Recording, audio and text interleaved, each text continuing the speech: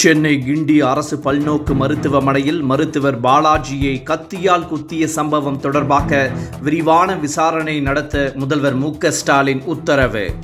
தன்னலம் பார்க்காமல் பணியாற்றும் மருத்துவர்களின் பாதுகாப்பை உறுதி செய்ய அரசு உரிய நடவடிக்கை எடுக்கும் எனவும் முதலமைச்சர் மு.க.ஸ்டாலின் உறுதி.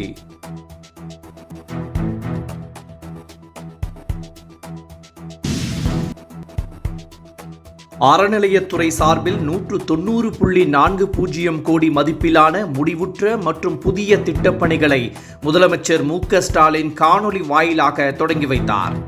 சென்னை தலைமை செயலகத்தில் இருந்து 8 கோயில்களில் 25 புதிய திட்டப்பணிகள், 4 அலுவலக கட்டிடங்களுக்கும் முதலமைச்சர் மு.க.ஸ்டாலின் அடிக்கல் நாட்டினார்.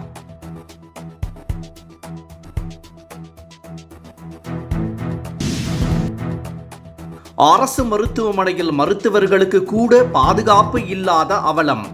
சென்னை கிண்டி அரசு பல்நோக்கு மருத்துவமனையில் மருத்துவர் பாலாஜியை கத்தியால் குத்தியதை கண்டித்து எதிர்க்கட்சித் தலைவர் எடப்பாடி பழனிசாமி, தமிழிசை, அன்புமணி ராமதாஸ் உள்ளிட்டோர் கண்டனம். தமிழகம் முழுவதும் மருத்துவர்களின் பாதுகாப்பை உறுதி செய்ய அரசு நடவடிக்கை எடுக்க வேண்டுமெனவும் எதிர்க்கட்சிகள் வலியுறுத்தல்.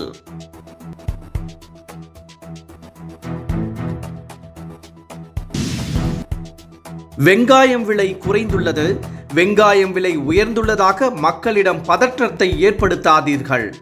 ரேஷன் கடைகளுக்கு தங்கு தடையின்றி ரேஷன் பொருட்கள் செல்வதாக தமிழக கூட்டுறவுத்துறை அமைச்சர் பெரிய கருப்பன் தகவல்.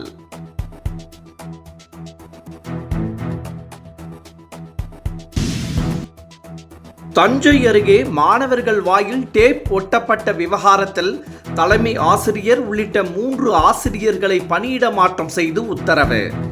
ஐயம்பட்டி அரசு பள்ளியில் வகுப்பறையில் மாணவர்கள் பேசாமல் இருப்பதற்காக வாயில் செலோ டேப் ஒட்டி அமர வைத்த விவகாரம் சர்ச்சையான நிலையில் தலைமை ஆசிரியர் உள்ளிட்ட 3 ஆசிரியர்கள் பணியிட மாற்றம்.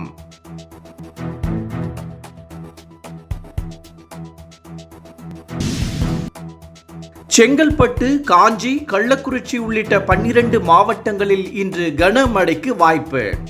வங்கக்கடலில் நிலை கொண்டுள்ள காற்றழுத்த தாழ்வு பகுதியில் ஆழ்ந்த காற்றழுத்த தாழ்வு பகுதியாக உருமாற வாய்ப்பு இல்லை என்றும், வங்கக்கடல் மற்றும் அரபிக்கடல் பகுதிகளில் நிலவும் வளிமண்டல கீழடுக்கு சுழற்சியால் தமிழகத்தில் இன்று முதல் நவம்பர் 16ஆம் தேதி வரை கனமழைக்கு வாய்ப்பு எனவும் சென்னை வானிலை ஆய்வு மையம் கணிப்பு.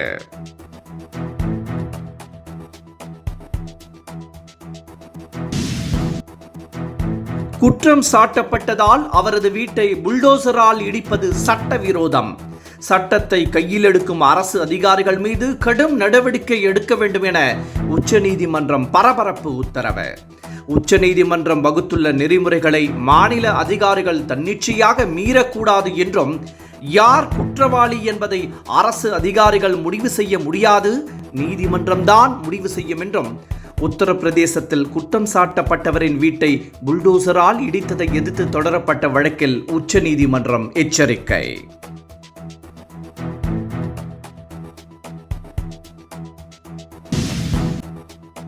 டெஸ்லா தலைவர் எலான் மஸ்க் விவேக் ராமசாமிக்கு முக்கிய பொறுப்பு வழங்கி அமெரிக்க அதிபர் டிரம்ப் அறிவிப்பு. அரசு சிறப்பு திறன் துறையை டெஸ்லா தலைவர் எலான் மஸ்க், விவேக் ராமசாமி ஆகியோர் வழிநடத்துவார்கள் என டிரம்ப் அறிவிப்பு.